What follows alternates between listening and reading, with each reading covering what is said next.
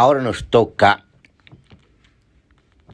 hacer una reflexión y, si es posible, algunos apuntes para el análisis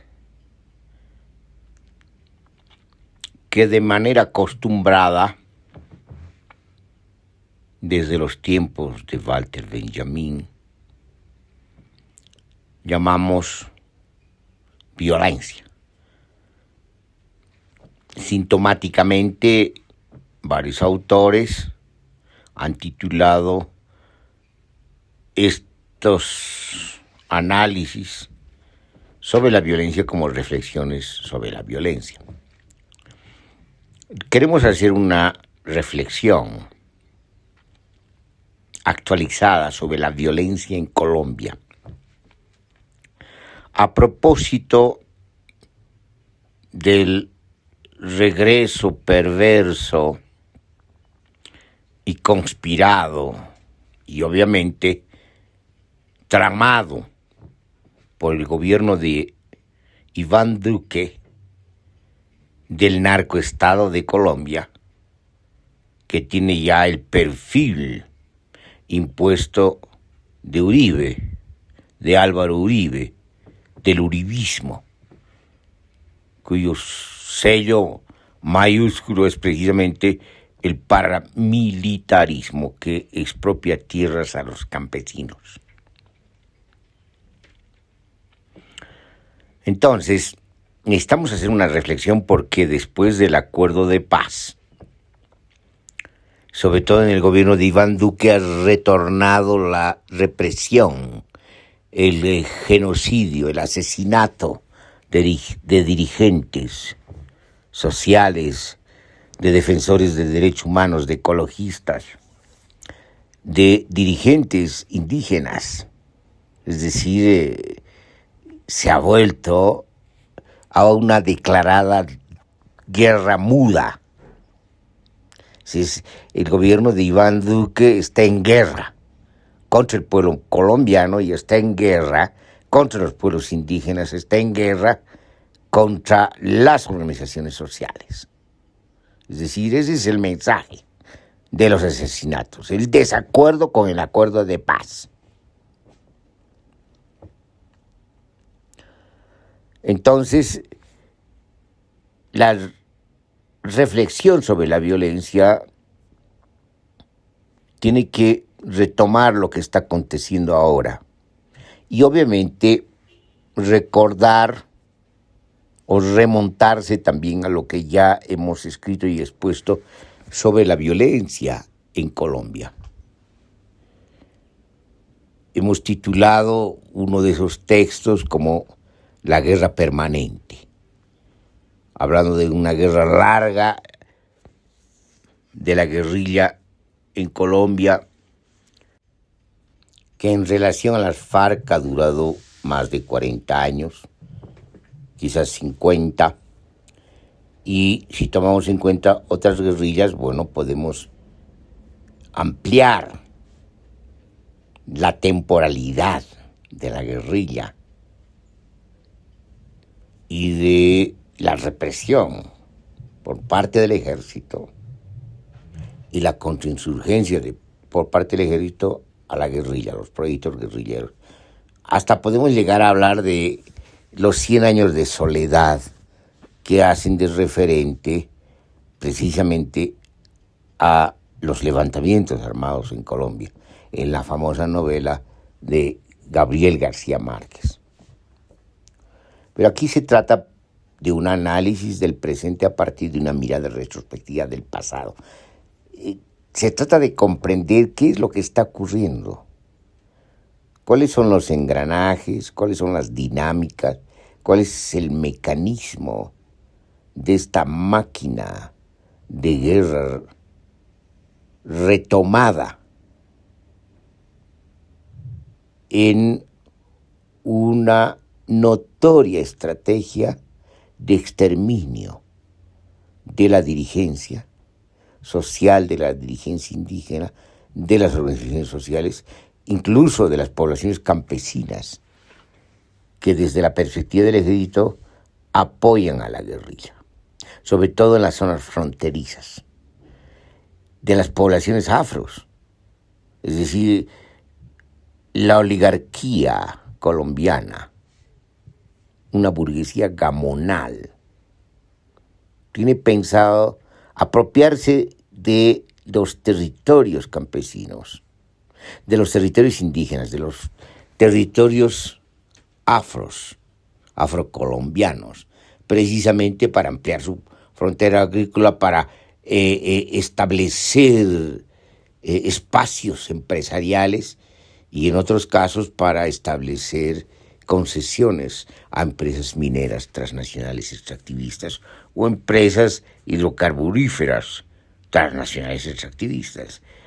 Todo esto además muy conectado en la circularidad flexible del capital con el lado oscuro del capital, el lado que circula en términos de la apropiación del excedente en ese espacio sinuoso, opaco y oscuro también de los tráficos ilícitos y de la producción, obviamente, de la cocaína. Además, desde tiempos anteriores, con pleno apoyo de los servicios de inteligencia, los servicios secretos y dispositivos, divisiones y organismos especializados, tanto del Pentágono como de la Casa Blanca, es decir, con plena complicidad de los Estados Unidos de Norteamérica. Es decir, Estados Unidos de Norteamérica, estamos hablando del Estado, estamos hablando de todos estos dispositivos de poder que manejan la hiperpotencia. Estamos hablando de la forma como actúa. Esta sería una continuidad de cómo ha actuado antes, en la época de la Guerra Fría, promocionando golpes militares, justificándolas como guerra contra el comunismo. Esta sería una continuación, porque está apoyando a los sectores más reaccionarios y conservadores de la burguesía gamonal colombiana, de los expropiadores de tierras campesinas, y está promocionando para hacer eso el paramilitarismo y sobre todo la producción y el tráfico de la cocaína, sin ningún pudor, con pleno pragmatismo. Entonces es una especie de continuidad de la conspiración y la intervención norteamericana en el continente, al sur del Río Grande. Aunque ahora lo haga a otro nombre, a nombre del terrorismo, a nombre de lucha contra el terrorismo, de lucha interminable contra el terrorismo, que adquiere distintos perfiles, entre ellos el narcoterrorismo, pero lo paradójico del caso es que precisamente estamos hablando de un narcoestado y de una lucha contra el narcoterrorismo, promocionando precisamente el narcoterrorismo. O sea, este comportamiento sinuoso, esta conducta crápula del gobierno norteamericano, quizás no de todo el gobierno, pero de los dispositivos secretos, opacos, que manejan la política internacional de intervención, continúan pues una antigua historia de intervenciones, solo que han cambiado los contextos y han cambiado los enemigos. Pero lo extraño de todo esto es que ataca a Venezuela como Estado narcoestado, Estado comprometido con el narcotráfico, pero no lo hace con Colombia, más bien apoya a Colombia. Es decir, ¿qué sentido tiene atacar un narcoestado como el venezolano y defender un narcoestado como el de Uribe y Duque. Eso es lo que llama la atención.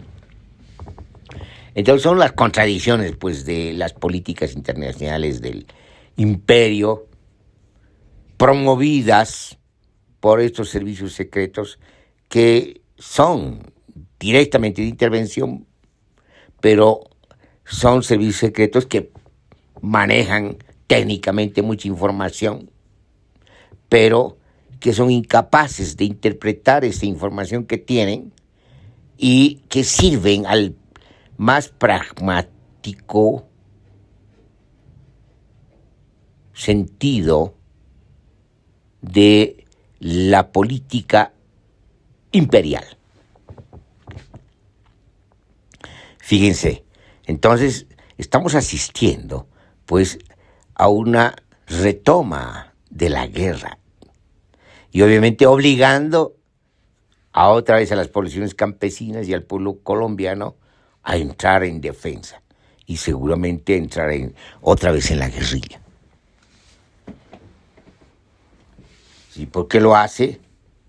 Bueno, pueden haber muchas hipótesis, entre ellas que forma parte de sus mecanismos de dominación, de sus estrategias de poder, de la manera como se apropia de tierras, se apropia del excedente, explota y expolia al pueblo colombiano,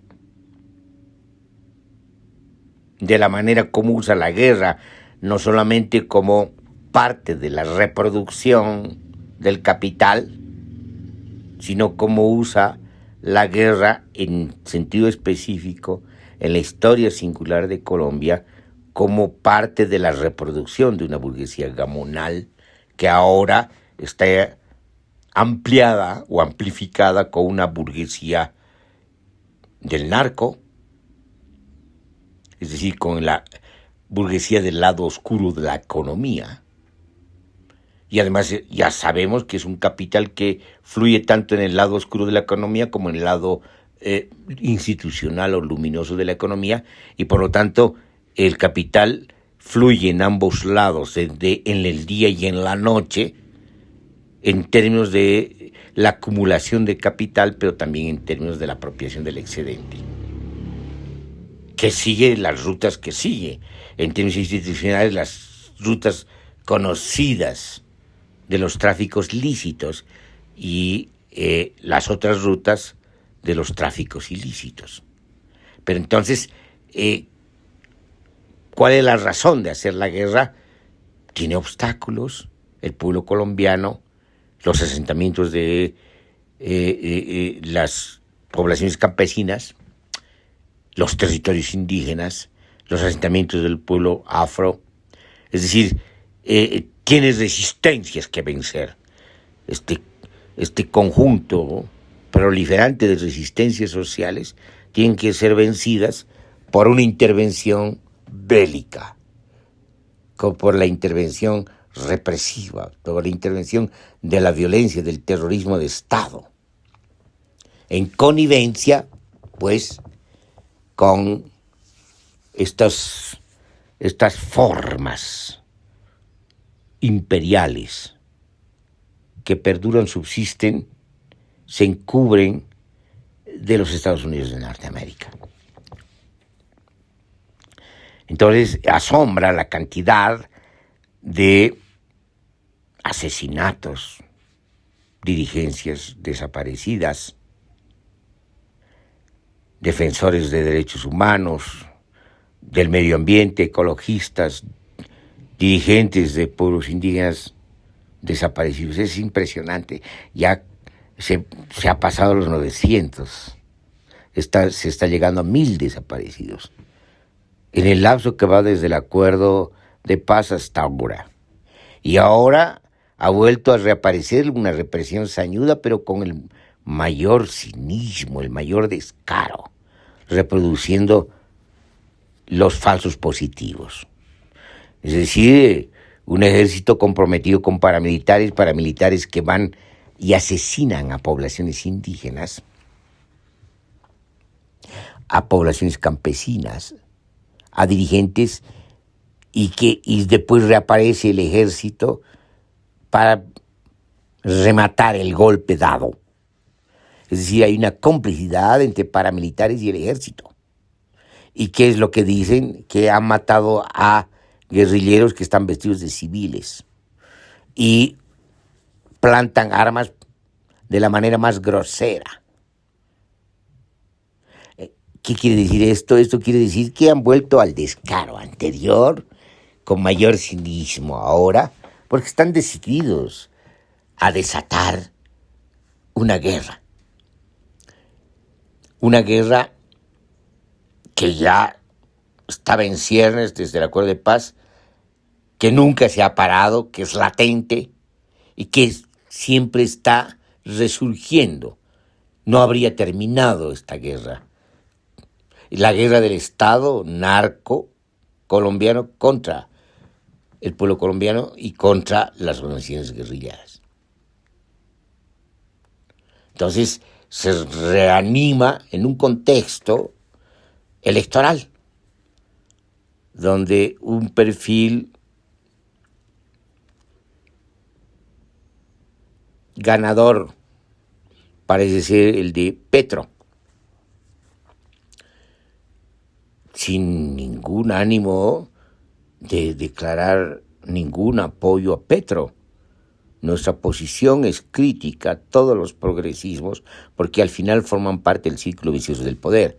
Sencillamente lo que estamos tratando de ver y de interpretar es por qué se da, digamos, una reanimación perversa, intensiva de la represión y del terrorismo de Estado en este contexto. Hay muchas razones. Una de ellas posiblemente tenga que ver también con las elecciones. Es decir, es un actuar del terrorismo de Estado para inhibir la votación. Una costumbre uribista. Ya lo hicieron cuando se tuvo que votar por el acuerdo de paz. Han obligado a un chantaje armado a votar en contra del acuerdo de paz.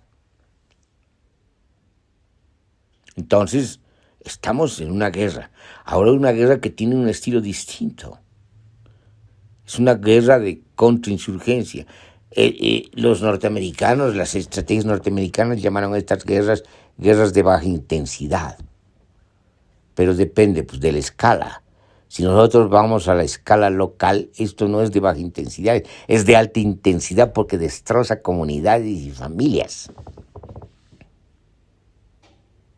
Y si ampliamos, digamos, a la región nacional, obviamente no deja de ser una guerra de intensidad. Pasamos de una guerra de alta intensidad en lo local a una guerra de intensidad en lo nacional, que desde la perspectiva mundial puede ser vista como guerra de baja intensidad. Es decir, todo está conectado, depende de la escala o depende desde el lugar de donde se mira la misma guerra del terrorismo de Estado contra el pueblo colombiano. Y además por las características que tiene es otra guerra, es una guerra donde no solamente es una guerra de contrainsurgencia, contra la guerrilla es una guerra donde ya interviene los paramilitares, interviene la disputa en torno al control de los tráficos ilícitos, sobre todo de la cocaína, que es uno de los más grandes negocios del mundo.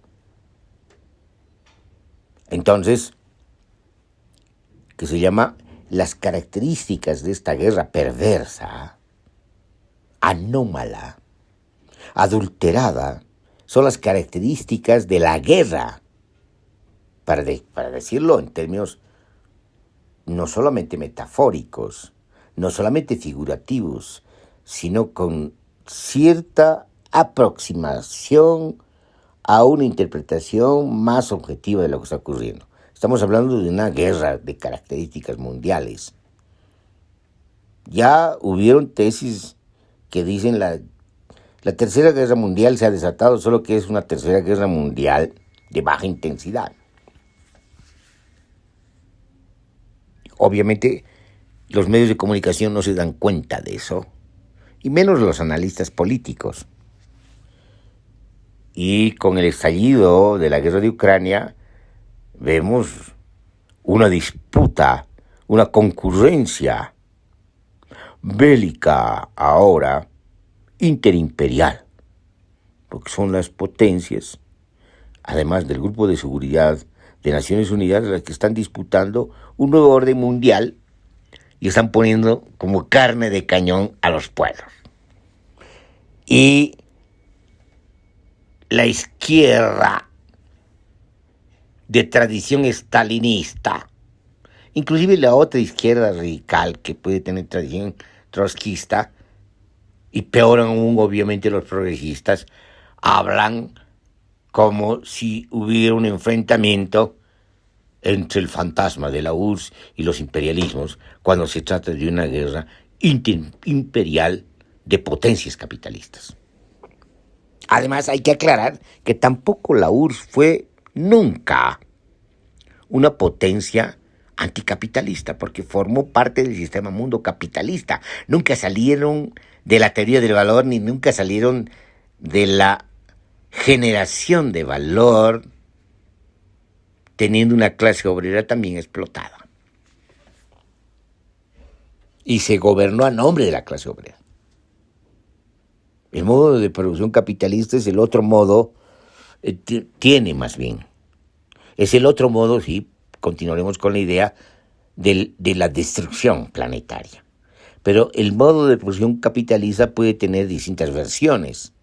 Una de ellas puede ser una versión liberal y la otra una versión del socialismo real, que eso es lo que ha ocurrido. Y ahora, que es declaradamente una guerra interimperial de potencias declaradamente capitalistas, incluyendo a China, que es la República Popular de China, que se reclama del socialismo de mercado, pero eso ya es un capitalismo barroco, abigarrado, que combina el capitalismo salvaje con el capitalismo más avanzado. Es decir, esta es una compulsa interimperial. Y al ser eso, ¿qué es lo que tenemos? Lo que tenemos es precisamente la evidencia de que el sistema mundo capitalista no funciona de ninguna manera sin la inmanencia y la emergencia, es decir, sin la inmanencia y la trascendencia misma de la guerra. Pero la guerra adquiere distintas singularidades en el mundo, dependiendo de dónde estamos, en el centro del sistema mundo capitalista o en la periferia. Y en las periferias del sistema mundo capitalista se dan casos como el colombiano, donde obviamente adquiere la guerra sus propios ritmos, sus propios diferimientos, sus propias intensidades, su propia composición, interviniendo estas formas empresariales del lado oscuro de la economía, que son las mafias. Es decir, hay una connivencia entre, digamos, una burguesía que se pretende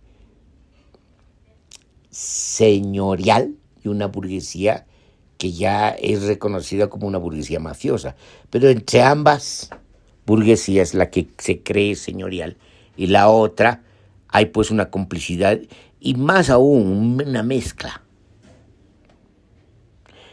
Las mafias quieren ser señoriales y obviamente van a hacer todo lo posible para presentarse como tales, comprándose títulos nobiliarios, para decirlo metafóricamente. Y las otras burguesías, las burguesías decentes, entre comillas, obviamente necesitan los recursos y el aporte de las burguesías mafiosas. Van a blanquear el dinero de las burguesías mafiosas. Es decir, estamos en guerras perversas. Pero no hay que olvidar que esta guerra de Colombia está concatenada con una tercera guerra mundial de baja intensidad que ya ha estallado y que por el caso de Ucrania amenaza con convertirse en una tercera guerra mundial caliente y nuclear. Entonces necesitamos hacer un análisis de lo que está ocurriendo en Colombia en el contexto mundial, pero además teniendo en cuenta las genealogías del poder, es decir, las historias de la violencia en Colombia. Entonces, ¿cómo podemos caracterizar lo que está ocurriendo a este retorno a la intensidad de la guerra y de la represión y del terrorismo de Estado contra el pueblo colombiano? Es decir, estamos ante un nuevo relance por el lado de la violencia, por el lado entonces de la reinvención continua de la acumulación originaria de capital que va por la desposesión y el despojamiento, por la expropiación, es decir, por la violencia, por la guerra de conquista, que da lugar precisamente a la acumulación originaria de capital, para reanimar lo que está en crisis, la acumulación ampliada de capital. Y mientras ocurre esto, los medios son los que se inventan una narrativa superficial, se inventan otra realidad, se inventan en base a los cuadros estadísticos y distintos reportajes en relación a lo que ha ocurrido en el desenlace del acuerdo de paz. Pero ningún medio muestra lo que está ocurriendo en las cavernas mismas de la formación social. Entonces, tenemos un retorno a la guerra, y posiblemente un retorno a la guerra de guerrillas, a la defensa de la sociedad, a la defensa de los campesinos, obligada por esta represión descarada de paramilitares en complicidad con el ejército colombiano. Sin ningún respeto, no solamente por el acuerdo de paz, sino con los propios derechos humanos. Y bajo la mirada cómplice de la hiperpotencia de los Estados Unidos de Norteamérica, que habla, cuando se trata de cuando se trata de Ucrania, habla de derechos humanos, de soberanía violada, que obviamente lo es. Es una soberanía violada por un proyecto anacrónico de retorno a un imperio de características fantasmagóricas zaristas. Entonces, estamos pues asistiendo a la pugna de monstruosidades. Entre las monstruosidades tenemos las hiperpotencias. Entre las monstruosidades tenemos a las potencias del Grupo de Seguridad de Naciones Unidas, que están disputándose por el nuevo reparto del orden mundial, mientras los pueblos van a ser sacrificados, mientras el planeta va a ser sacrificado. Es decir, va a ser sacrificado el planeta, y eso quiere decir que van a ser destruidos los ecosistemas. Entonces estamos asistiendo a eso. Y en el caso colombiano específicamente tenemos, digamos, las características que imprime el perfil de una burguesía gamonal que mezcla empresas mafiosas y empresas supuestamente institucionalizadas.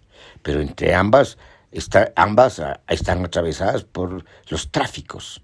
Pueden ser lícitos y también son ilícitos, pero que también se mezclan. Estamos ante un mundo mezclado, no solamente barroco. Estamos ante una guerra mezclada, no solamente barroca. Estamos ante la invención de una narrativa mediática que encubre todas estas acciones espantosas, genocidas, ecocidas, etnocidas contra el pueblo colombiano.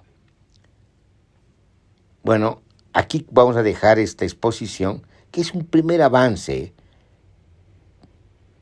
Queremos retomar las informaciones más detalladas para hacer un análisis de las dinámicas moleculares de la coyuntura colombiana, de la coyuntura de la violencia en Colombia.